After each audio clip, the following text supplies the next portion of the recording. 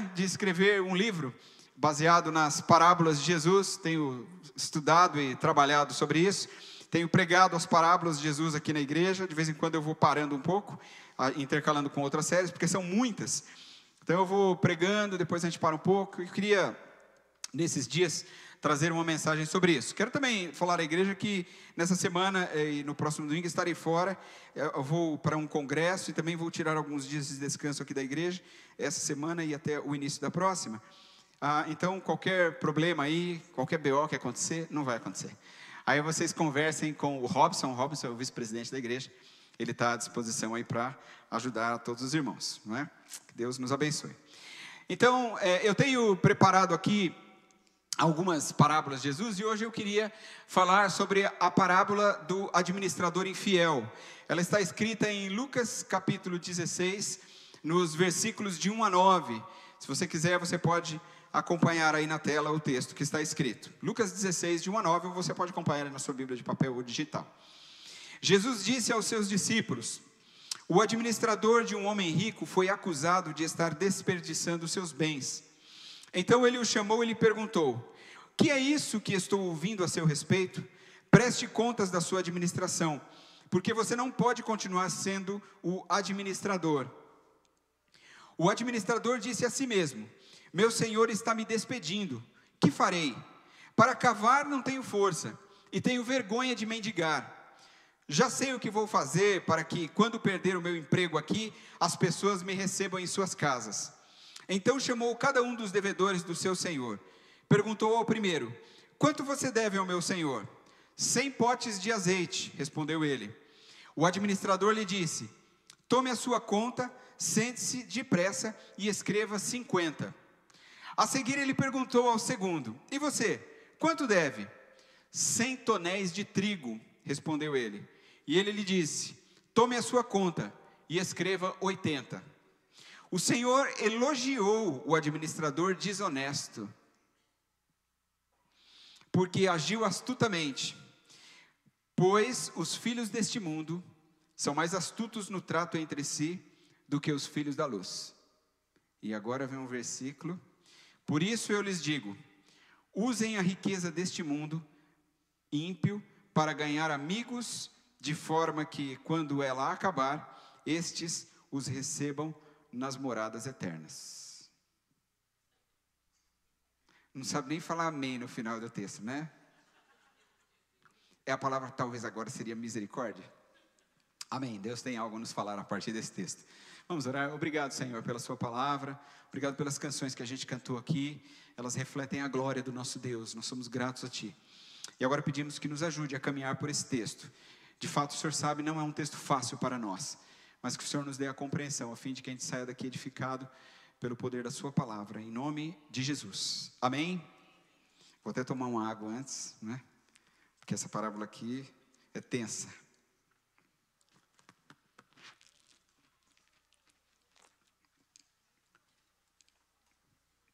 Muito bem. Eu jamais gostaria de deixar essa parábola de fora de quando eu for escrever, justamente pelo desafio que ela traz para a gente, não é? Mas antes de entrar na parábola, eu gostaria de contar uma história para vocês. Quando eu estava no 5ª ou 6ª série, nas minhas aulas de língua portuguesa, eu sempre gostei muito da de estudar a língua portuguesa, e aí nas minhas aulas eu ouvi uma história, eu li a história num dos livros naquela época a gente chamava Comunicação e Expressão, né? Quem é desse tempo aí? Pode falar a verdade, Deus está vendo. Ah, bom. Comunicação e Expressão, não é? E aí eu gostaria de contar essa história para vocês. A história é assim: é a história de um rei e o seu fiel secretário. Então assim é contada. Era uma vez um rei de um reino tão distante. Essa parte foi eu que acrescentei. E aí, então, esse rei tinha um secretário. Esse secretário era um homem muito fiel a ele, que trabalhava ali ao seu lado. E aí, o rei um dia chamou o seu secretário e disse para ele assim: sabe de uma coisa? Eu gostaria de, antes de partir dessa vida, deixar uma frase célebre, que ficasse marcada por todos os tempos. E aí ele cita homens que disseram frases que ficaram eternizadas, que nós até sabemos algumas dessas frases, porque grandes reis do passado, grandes líderes, presidentes de países, deixaram frases célebres e marcaram a história, e elas são citadas e recitadas por tantas pessoas. Pois bem, aí então este secretário fiel diz para ele o seguinte: deixe comigo, eu vou pensar sobre isso. Então esse secretário saiu o mundo afora, pesquisando, estudando, e então ele chegou para o rei, passado alguns dias, e disse: majestade, eu encontrei a frase certa para que o senhor diga quando chegar o seu momento da sua morte, quando você estiver no seu leito de morte. E ele disse assim: eu busquei essa frase em dialetos muito antigos, talvez de centenas de anos atrás, dialetos perdidos pelo tempo, para que a frase se tornasse ainda mais célebre, mais forte, mais contundente. E aí ele perguntou: então qual é a frase? Ele dizia: a frase é a seguinte, e o senhor deve decorar essa frase. A frase era essa: Naib Akivast Hihard Nostebik Kadib.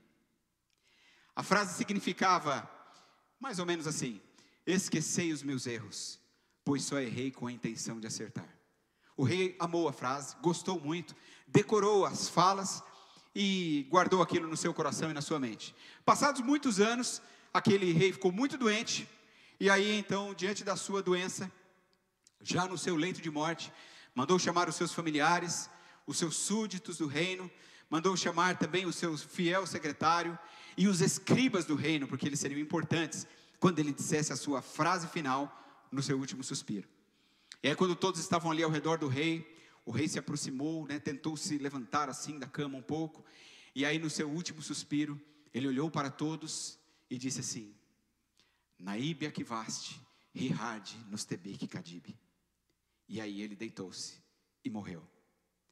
E aí então houve todo o cortejo fúnebre, todas as celebrações ali, aquele tempo de luto guardado por causa daquele rei.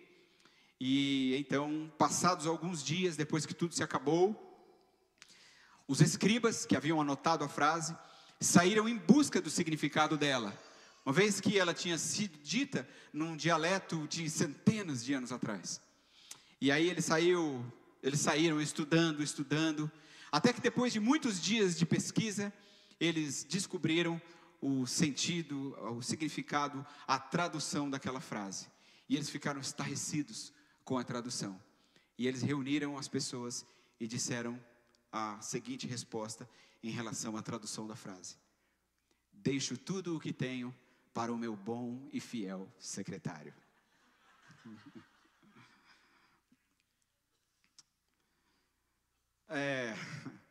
Existe um famoso jornal americano, o Wall Street Journal, e ele citou uma frase anônima definindo o dinheiro como, eu coloquei aí para você ver, olha que interessante: um artigo que pode ser usado como passaporte universal para todos os lugares, exceto para o céu, provedor universal de todas as coisas, exceto a felicidade. Não é interessante? Bom, todos nós sabemos que o dinheiro não é problema em si. Ter dinheiro não é o problema. A gente está certo disso. A Bíblia exorta que o amor ao dinheiro, lá em 1 Timóteo capítulo 6, o amor ao dinheiro é a raiz de todos os males. E aquele que contribui para encher o mundo de corrupção, de perversidade, é o amor ao dinheiro, não é o dinheiro. Mas por causa de dinheiro, nós vemos pessoas morrendo, pessoas matando, pessoas se corrompendo umas às outras. Bom, o cristianismo, por sua vez, ele vai na contramão desse mundo materialista que nós vivemos, e ele ensina para a gente que a gente tem que investir a nossa vida para o bem de outros, e para que isso? Para a glória de Deus. Então é assim que nós vivemos o cristianismo, ou pelo menos deveríamos viver. E dentre esses ensinamentos, esse capítulo 16 de Lucas, ele enfatiza uma verdade. Olha só, eu coloquei aí uma síntese do que a gente poderia chamar deste texto. Devemos viver como bons mordomos e usar fielmente as oportunidades recebidas de Deus para estendermos as nossas mãos. Se a gente fosse resumir numa sentença o significado deste ensinamento de Jesus, dessa parábola, acredito que seria esse: E de todas as parábolas contadas por Jesus, eu creio que, sem dúvida, essa é a mais enigmática, talvez a mais difícil. E a grande dificuldade no entendimento dessa parábola aqui, ela se deve ao fato de que ela está colocada num contexto judaico, e por isso ela reflete muito as práticas da cultura daquele tempo, daquele povo. Isso dificulta bastante o nosso entendimento. Então a gente tem que, de alguma maneira, reconstituir isso aqui nos nossos moldes, para a gente poder entender a nossa lição. Então eu quero mostrar primeiro para vocês o que eu chamo aí de o contexto da parábola. Olha só, essa parábola foi um ensino aos discípulos de Jesus sobre mordomia e uma severa repreensão à avareza e ao amor ao dinheiro dos fariseus. Então essa é a ideia central que Jesus está expondo aqui. Olha que interessante que essa questão aqui sobre mordomia, não é? Eu não sei, às vezes as pessoas acham que mordomia é viver folgado, né? Não tem nada a ver com isso, né? Ah, tá só na mordomia, né? Muito pelo contrário. O mordomo, ele tem uma responsabilidade tremenda, porque ele é o homem ou a mulher de maior confiança de alguém que normalmente é muito rico e possui muitos bens. Então o dono sai para cuidar dos seus negócios e deixa o seu mordomo para cuidar de tudo na sua casa, com a plena confiança de que aquele homem ou aquela mulher será responsável mesmo por tudo que ele está guardando. Então não é um trabalho simples, não é moleza, não é ser folgado, não é nada disso. Diversas vezes no Antigo Testamento, Deus orientou, por exemplo, a respeito de não cobrar juros abusivos, né, dos seus cidadãos, ou concidadãos, né, a gente poderia falar. Então, juros abusivos, essa usura, a Bíblia proíbe isso. A gente lê isso em vários textos, Êxodo 22, Levítico 25, Deuteronômio 15, Deuteronômio 23, só para citar para vocês que existem várias menções bíblicas na lei mosaica que ensina a esse respeito. Mas, sendo a natureza humana do jeito que é, como a gente é, né, as práticas se desenvolveram ao longo do tempo no sentido de burlar a lei. Então isso não é uma coisa de hoje, não é? Pode perceber que sempre as pessoas acham um jeito de burlar a lei. Isso não é uma coisa dos nossos tempos, isso é uma coisa dos antigos, não é? Na lei mosaica, com o passar do tempo, as pessoas começavam a criar mecanismos de burlar a lei. Então os ricos, eles escolhiam, por exemplo, uma pessoa como administrador dos bens, e essa pessoa, ela recebia poder para agir em lugar do patrão. Agora, olha que interessante.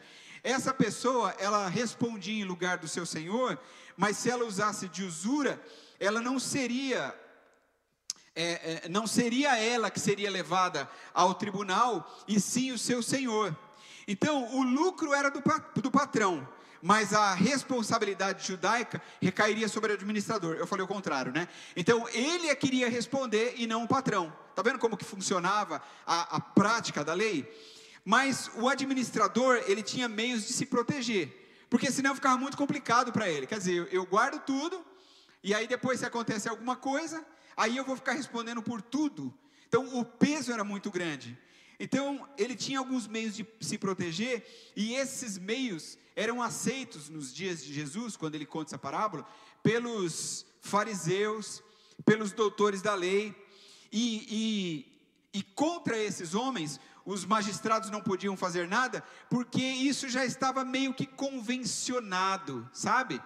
Essa maneira de burlar a lei já estava um pouco convencionado, e aí meio que o magistrado não trabalhava mais contra esse processo, a não ser em reconhecer que o procedimento, embora ele estivesse rompendo com o princípio legal, ele era, como assim a gente poderia dizer, um mal necessário. É como se o juiz dissesse o seguinte: não é bem isso que a lei diz, mas sabe como é, já convencionou, agora todo mundo já faz assim, então acaba que a gente vai deixando passar, cai na prática diária. Então o administrador e o tomador do empréstimo, eles redigiam, né, eles escreviam um acordo no qual o débito que acontecia e os juros eram declarados como um todo. Olha que outra coisa, outro problema que surge aqui. Então não era assim, por exemplo, olha, então aqui é o valor inicial, aí a gente tem aqui a atualização monetária e juros, o total dá isso. Não era isso. O valor com as correções se tornavam todos um só valor. Então talvez algo que antes custava 1, poderia agora estar custando 5, e aí virou o bolo, e aí ninguém agora explicava os detalhes dessa manobra comercial, você me entende? Então quando chegava alguém e dizia o seguinte: mas isso não foi o valor que eu devia, era muito menos? Quanto você devia? Eu devia 1. Ok, vocês estão me cobrando 5. E aí ele diz o seguinte: mas como vocês chegaram nesse número? Não havia uma explicação clara para que esse número fosse apresentado ou fosse debatido. Então o administrador, ele tinha uma posição de confiança em relação ao seu patrão, porque ele podia cobrar o valor englobado com todo o juro e atualização monetária, e ele acabava não podendo ser questionado, porque tudo se misturava, e ficava muito bom para o patrão, nesse sentido. Então ele cuidava dos bens do patrão, vivia dentro da casa dele, e aí ele podia tratar os devedores da maneira que ele achasse mais acertada. Olha que coisa interessante. Então você vê que isso aqui é uma coisa muito relacionada à cultura. Então essa era a situação que as pessoas viviam. E aí, se o administrador ele se achasse incompetente, porque isso poderia acontecer, se ele se achasse, por exemplo, indigno, ineficiente, por exemplo, para prestar as contas, então o seu patrão poderia sumariamente despedi-lo, porque achou ele uma pessoa que não tinha mais competência para exercer aquela função. E sabe qual era o maior problema? Ele não teria como procurar ajuda externa, tipo amigos, sindicatos, advogados, justiça do trabalho. Então, se você acha que é ruim hoje, então era muito pior antes, não é? Então ele não poderia ir à justiça, procurar um doutor da lei, por exemplo, um advogado que o ajudasse, um ministério do trabalho, sei lá, uma justiça que o defendesse, porque ele não encontraria, ele não receberia nada, e ele ainda não seria bem recebido pelos seus companheiros. Olha que situação que essa pessoa vivia. Portanto, ser mordomo, olha, eu acho que não era uma condição muito boa. Talvez era uma função que eu ia falar: obrigado, olha, mas o salário é tanto, eu acho que eu não vou querer mesmo, eu estou achando que a responsabilidade é muito pesada. Agora eu quero falar para você um pouco sobre o conteúdo da parábola.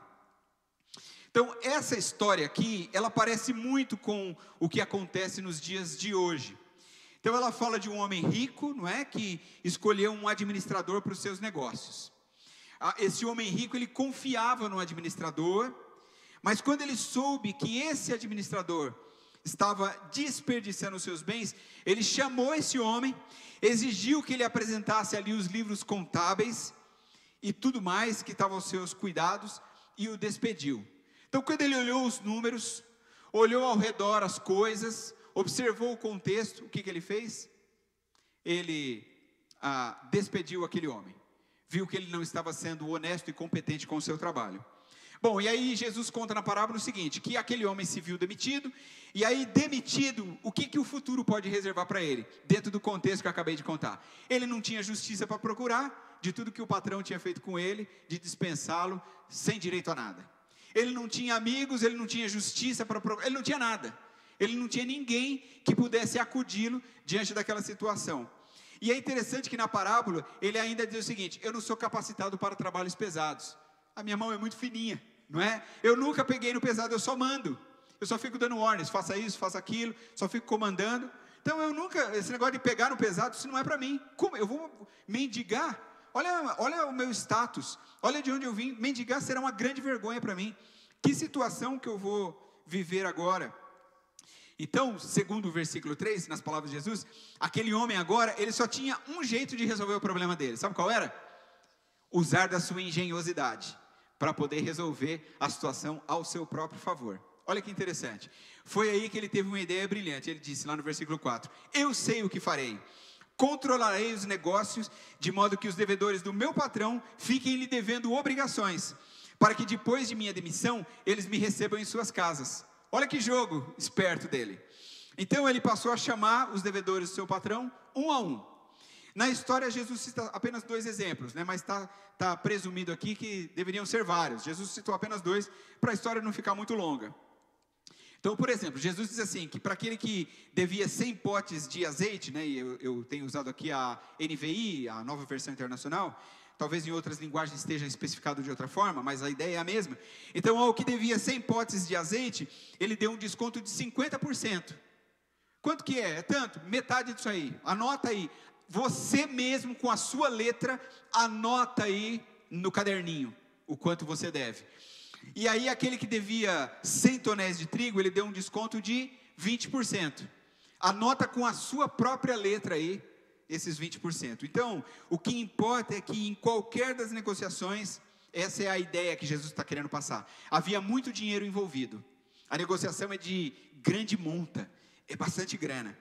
Então, os devedores, eles mudaram os números das contas. Isso é muito interessante, porque eles sabiam ali que os juros estavam embutidos. Lembra que eu disse que se perdia no tempo, já não sabia mais qual era o valor inicial, porque os valores estavam tão abusivos.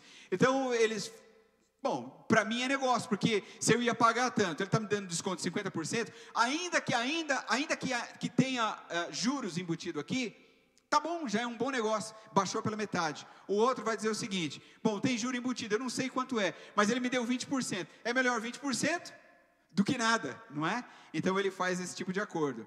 Então, a ideia é a seguinte: não houve falsificação de documentos, porque foi de próprio punho, eles mesmos. Essa foi a grande jogada daquele administrador. Anotem com a letra de vocês mesmos. Sabe quando você faz isso? Não, você mesmo vai escrever aqui, para você não dizer que eu é que depois manipulei os números e as palavras e os valores, seja lá como for. Então não tem falsificação de documentos, porque de próprio punho eles indicaram quanto tinham de pagar. E aí os juros estão meio que retirados, e os valores apontados, olha só que interessante, pelo menos na cabeça de quem deve, se torna justo, não é? Bom, então agora ficou um valor pelo menos justo daquilo que eu devo. E aí, quando chegou o momento do administrador apresentar os livros contábeis para o seu patrão, então ele tomou conhecimento das alterações, o patrão, e aí, para surpresa de todos, ele elogiou o seu funcionário por sua estratégia. O que a gente poderia imaginar que agora, se ele já estava na lista negra para ser demitido, e agora ele, diante do seu patrão, a gente espera que isso vai acontecer. Nós somos surpreendidos com o patrão olhando e falando assim: uau, você é muito astuto, você é um cara esperto, não é? Então o administrador, e não o patrão, manteve o controle da situação, porque as pessoas continuam devendo, o valor está lá, o juro já era abusivo mesmo, então o patrão não estava perdendo absolutamente nada. O administrador garantiu o seu terreno.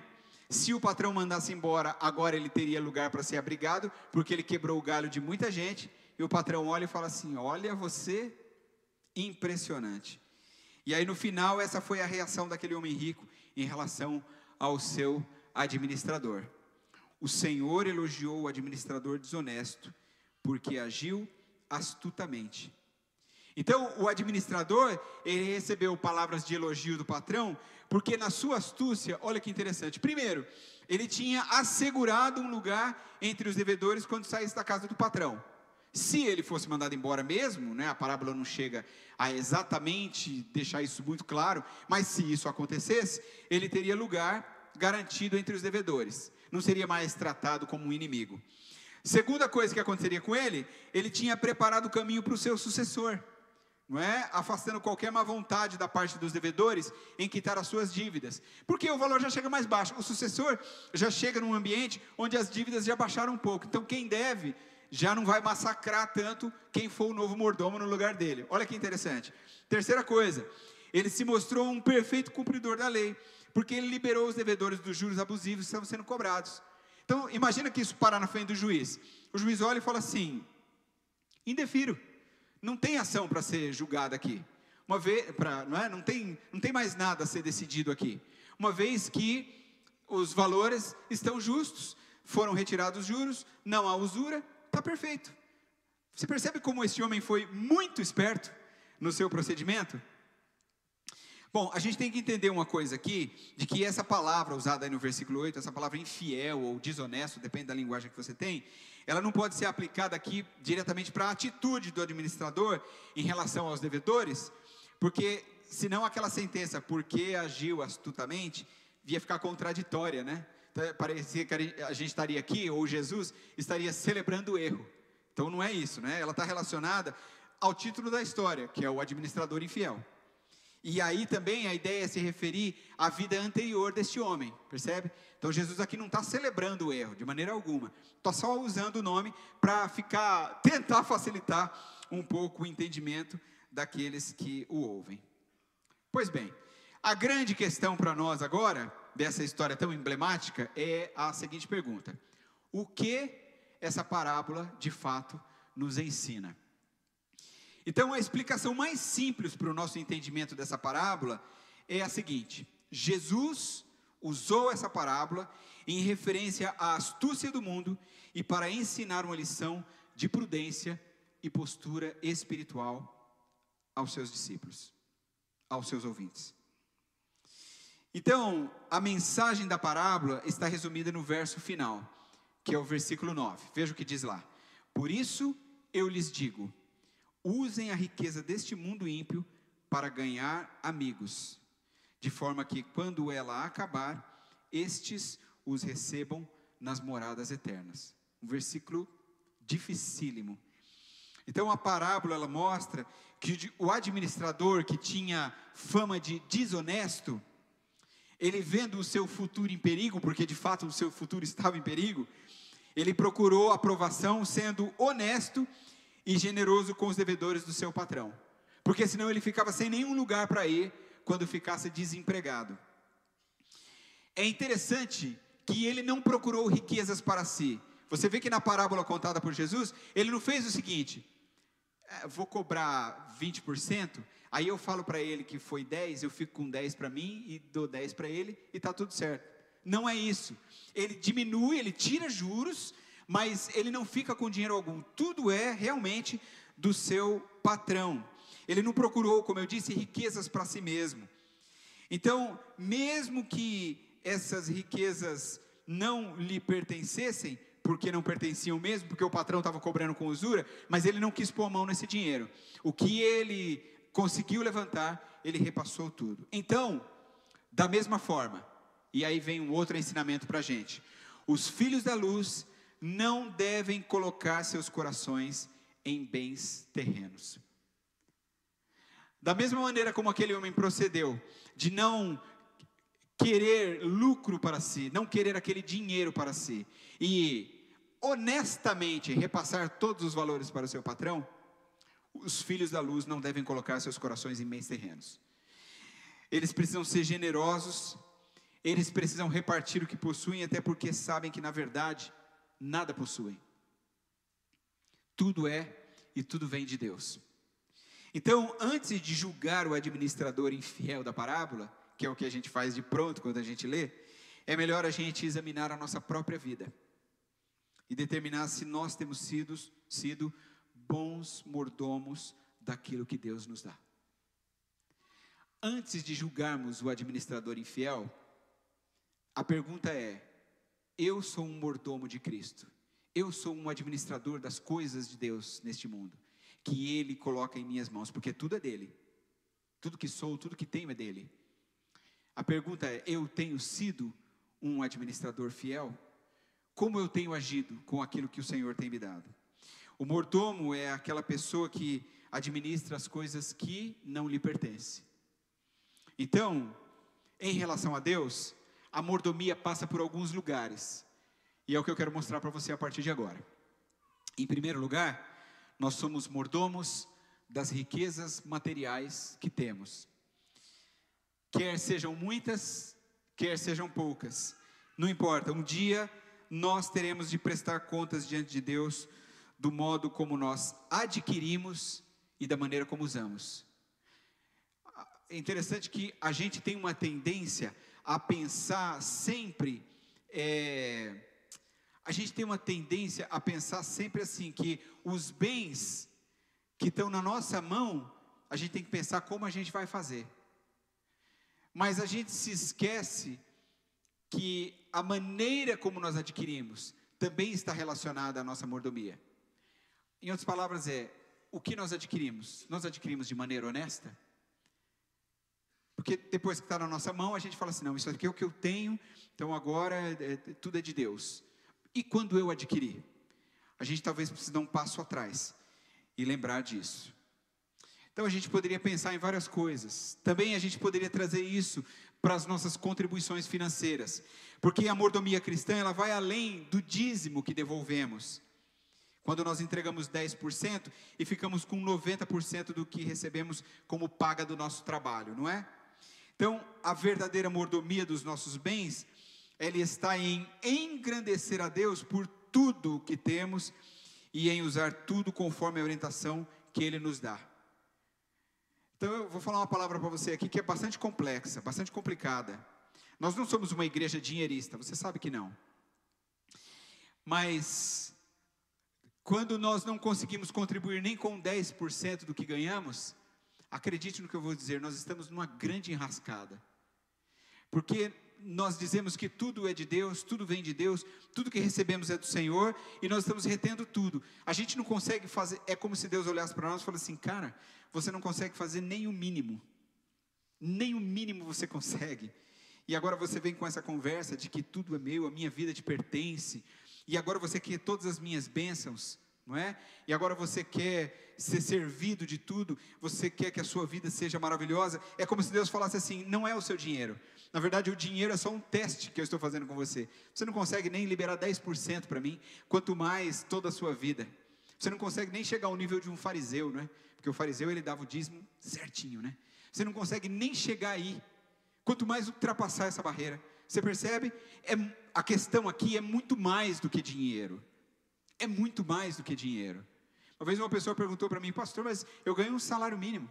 Se o salário mínimo, meu dízimo vai ser 100 e poucos reais. Que diferença isso faz no caixa da igreja? Eu disse, sinceramente, nenhuma. Se você nunca devolver o dízimo, a nossa igreja não vai empobrecer por causa disso, pode ter certeza. O nosso caixa vai continuar tranquilo, o mesmo, né? Graças a Deus, há muitos contribuintes fiéis aqui na nossa igreja, e nós gozamos de uma saúde financeira muito abençoada, graças a Deus por isso.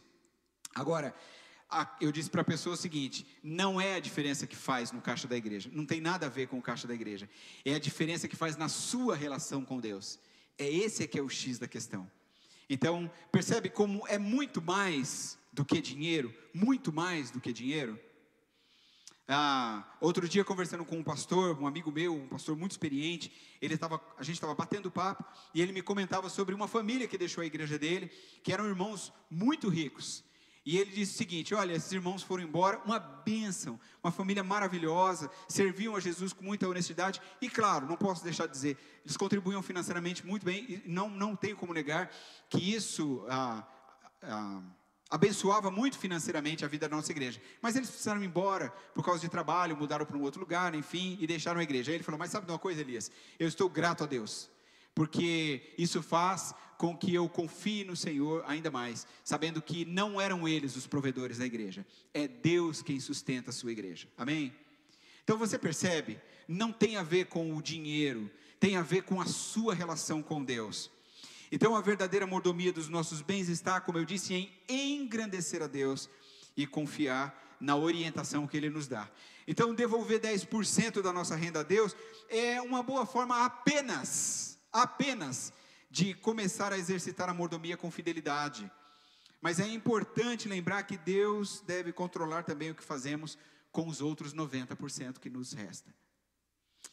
Então, através dessa parábola, Jesus ele aconselha os seus seguidores a dar do seu dinheiro, tanto quanto possível, para que eles possam receber a aprovação de Deus. E aí serem bem-vindos na casa de Deus, para ali viverem eternamente. Casa de Deus não é o templo, tá bom? Casa de Deus, convivência, comunidade, corpo de Cristo, fazer parte, não é? Participar mesmo disso aqui de maneira integral. E aí eu coloquei uma frase aí, né? O povo de Deus deve usar suas posses materiais para fazer um investimento espiritual, assim como o filho do mundo, e é isso que Jesus está ensinando na parábola, é astuto em usar seu dinheiro para obter lucros materiais. Você já viu aquela pessoa que tem dinheiro e faz dinheiro gerar mais dinheiro? Já viu aquela pessoa perspicaz no negócio? Ele olha e ele enxerga, o que a gente enxerga talvez que não vai dar certo, ele enxerga naquilo uma oportunidade, e aí ele constrói mais. Já viu, às vezes o cara é um sacoleiro, e depois se torna um empresário de grandes empresas. Às vezes o cara é um ferramenteiro, e depois ele se torna dono de uma metalúrgica, não é, o criador de uma metalúrgica mundial. Já viu histórias assim? Tenho certeza que você já deve ter lido, conhecido histórias de pessoas assim, pessoas que pegam um pequeno negócio e eles transformam aquilo em algo grandioso, astúcia para fazer os seus negócios. Então, Jesus está dizendo isso. A mesma maneira como os filhos deste mundo são astutos em usar o seu dinheiro para obter lucros materiais, da mesma maneira, o povo de Deus deve usar suas posses materiais para fazer um investimento espiritual. É assim, olha, daquilo que Deus tem me dado, quanto mais eu posso investir no reino de Deus? Nós estamos falando de dinheiro mesmo aqui, porque é o que Jesus está citando num dos aspectos. Então, quanto mais eu posso investir na obra de Deus? Quanto mais eu vou juntar? A semente que multiplica não é a que eu como, mas é a que eu planto. Quanto mais eu posso investir para que o reino de Deus possa se expandir cada vez mais? De quanto mais eu posso me desprender? Essa é a questão que nós somos desafiados. Os filhos da luz do texto são os servos de Deus. Então, por melhores que sejam as intenções, frequentemente falta para nós sabedoria para usar o que nós temos de maneira sábia. E aí, nesse quesito, Jesus está dizendo, os não cristãos usam suas possessões com finalidades bem diferentes. Que tal se, ao invés de apenas criticar, a gente olhasse como esses caras fazem?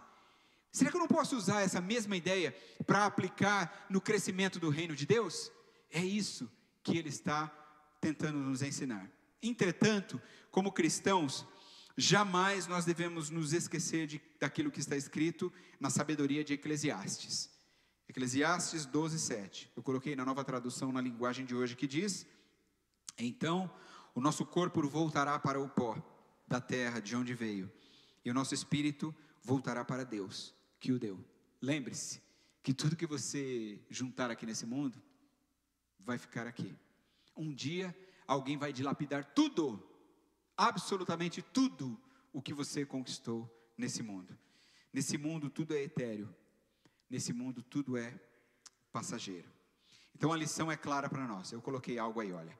As riquezas, a influência, a posição, o conforto ou as oportunidades devem ser usados aqui na terra de maneira que nunca sejam esquecidos na eternidade. Isso não é profundo? A pergunta é simples. Tudo que eu estou juntando aqui na terra, tudo que eu estou fazendo com os meus recursos aqui na terra, a pergunta é assim: qual é o reflexo disso na eternidade? Essa é uma pergunta pesada, não é? É uma pergunta difícil para a nossa reflexão. Existe um pregador chamado Campbell Morgan. Ele relata uma experiência que ele teve quando ele ficou uma vez na casa de um cristão rico. Então, uma manhã, durante as orações em família, aquele devotado membro da igreja, porque aquele homem rico era, ele orou à mesa de forma eloquente, e orou também internamente pela salvação dos pagãos e pelos missionários espalhados por todo o mundo. Quando terminaram as orações, o pai ficou assustado demais, quando um dos seus filhos, um menino de 10 anos, disse assim ao pai: pai, eu gosto de ouvi-lo orar pelos missionários. E aí o pai ficou satisfeito, e aí ele disse assim: eu fico contente que você goste, meu filho.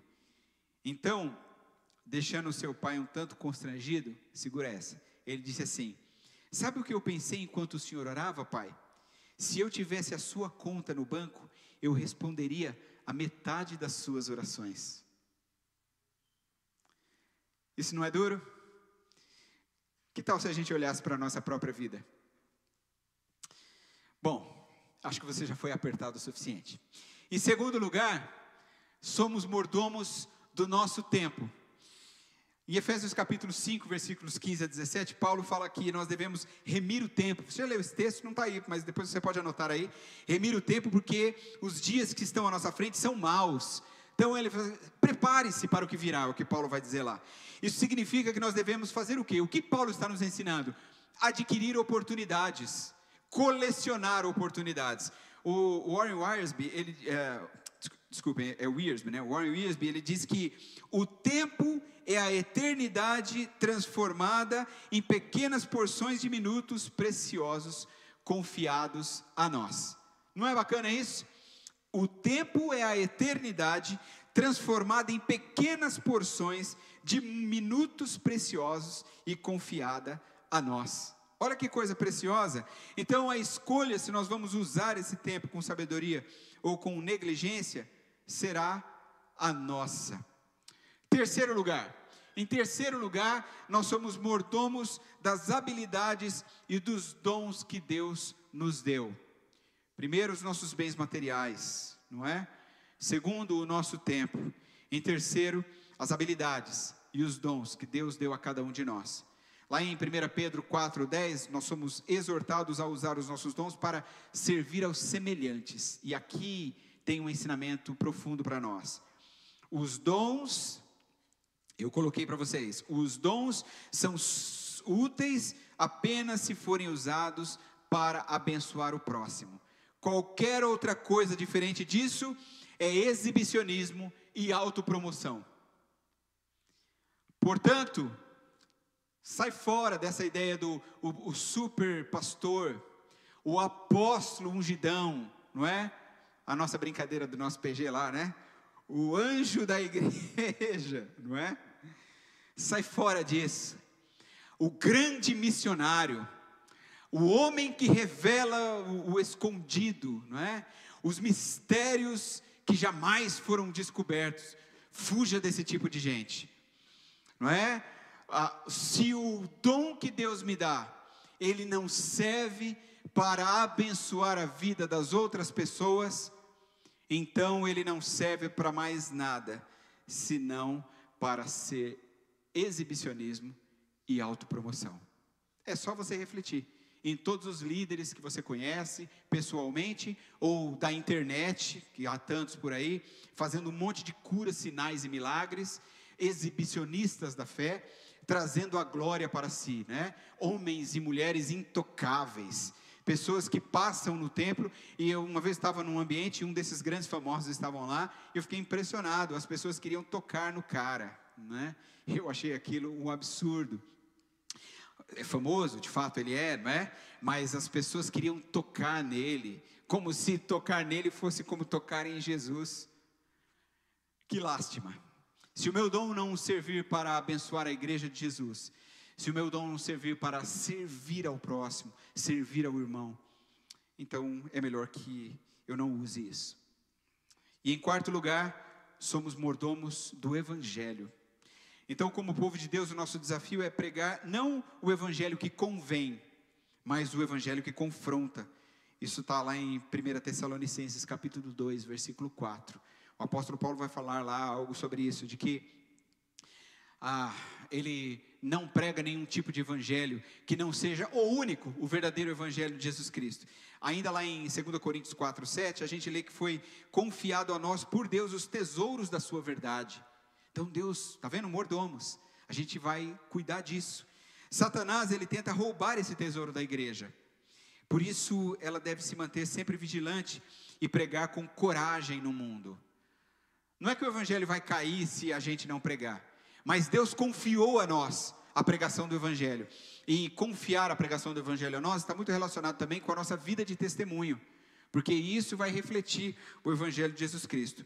Existe um escritor batista norte-americano chamado Vance Havner, e ele disse assim, olha que frase fantástica: Deus nos chamou para participar do jogo, não para cuidar do placar. Não é legal isso? Deus nos chamou para participar do jogo, não para cuidar do placar. A nossa missão é pregar o evangelho, não é colher resultado. O resultado quem dá é Deus, não é? Um plantou, não é? O outro regou, mas quem dá o crescimento é Deus, não é o que Paulo fala em Coríntios? Então, qual é o nosso trabalho? Nosso trabalho é jogar. Vamos partir para cima. Esse é o nosso trabalho.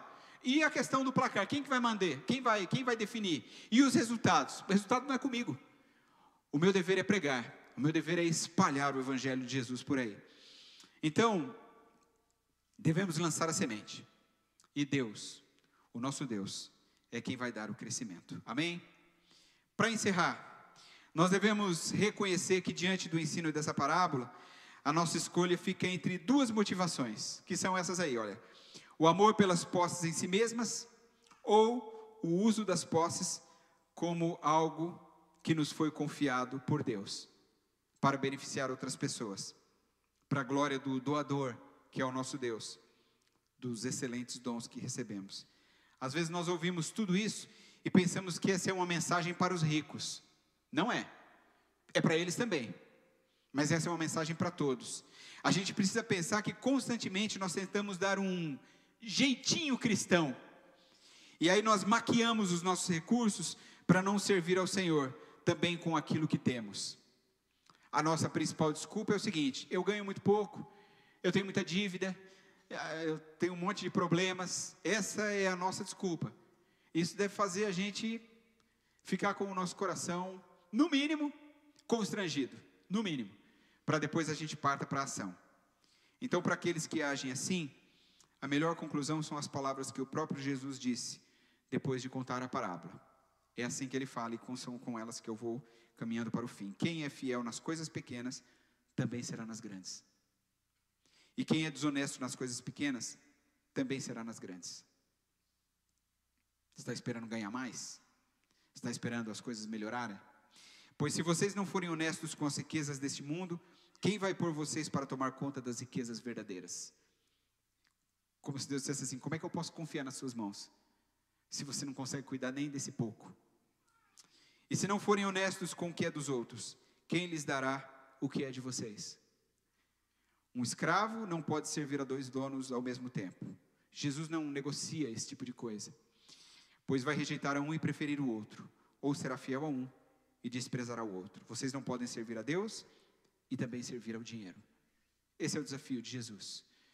Não é fácil. Seguir a Jesus, como Ele realmente quer que sigamos, não é uma coisa simples. Enfim, isso aqui, o mundo espiritual, o reino de Deus, isso não é uma brincadeira. Não é. 3 advertências que estão contidas nessas últimas palavras de Jesus. E eu coloquei para você aí. Primeiro, vou apenas citá-las. Devemos usar as oportunidades que recebemos das mãos de Deus com sabedoria e com discernimento. Segunda coisa, devemos ser fiéis na maneira de usar as riquezas materiais que recebemos das mãos do Senhor. E terceiro e último, devemos ser inteiramente dedicados ao Senhor e firmes em nossos propósitos. Deus não aceita dividir a sua glória com nenhum outro Deus. Amém? Eu quero convidar você a ficar em pé. Nós vamos cantar ao Senhor e nós vamos orar ao nosso Deus. Essa parábola difícil nos desafia a sermos mordomos fiéis. Assim como aquele administrador infiel agiu de maneira astuta, nós precisamos aprender a lidar com as riquezas espirituais que o Senhor tem colocado em nossas mãos, para que a gente possa ser abençoado. Eu desejo muito receber a palavra do Senhor quando chegar na presença dEle, que é a seguinte: muito bem, servo bom e fiel, você foi fiel no pouco, sobre o muito te colocarei, entra na alegria do seu Senhor. Amém? Obrigado, Senhor, por essa noite, obrigado pela sua palavra, obrigado por essa parábola extraordinária, difícil para a gente compreender de fato. Que o Senhor nos perdoe a limitação da nossa mente, mas ao mesmo tempo nós entendemos o desafio para o qual ela nos convida. É o desafio de colocar a nossa vida diante do Senhor, deixar que a nossa vida seja colocada numa balança espiritual, e o Senhor mesmo vai ver se nós estamos presos às nossas riquezas ou se nós estamos presos ao coração de Deus. Nos ajuda, Pai, a mudar a nossa perspectiva, a nossa maneira de compreender as coisas do reino de Deus. Que a gente comece a olhar para as coisas materiais não apenas como oportunidades para ficarmos cada vez melhores financeiramente falando, mas que nós possamos olhar para essas coisas com um olhar espiritual, sabendo que tudo que temos vem do Senhor, tudo que somos é do Senhor. Ó Deus, trabalha em nossa vida, transforma o nosso coração, para que nós possamos viver a verdadeira glória do reino de Deus, em nome de Jesus, amém.